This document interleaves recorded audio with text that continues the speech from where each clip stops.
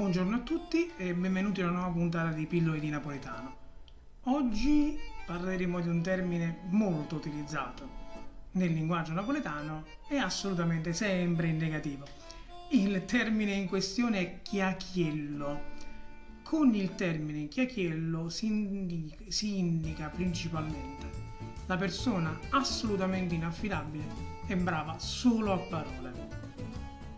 L'origine del termine è un po' incerta, però quella più probabile dovrebbe far derivare la parola dal greco, dal termine blakikos, che vuol dire codardo, che indica bene la natura del chiacchiello.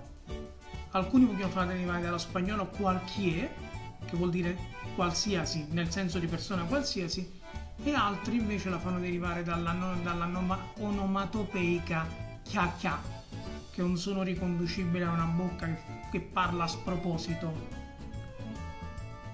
Noi propendiamo onestamente per la prima ipotesi, quella del greco blakikos.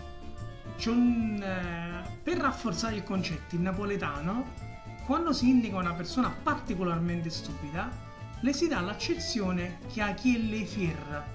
C'è un fesso di ferro, una persona che oltre ad essere stupida è assolutamente ferma nelle sue posizioni, quindi è ancora più stupida.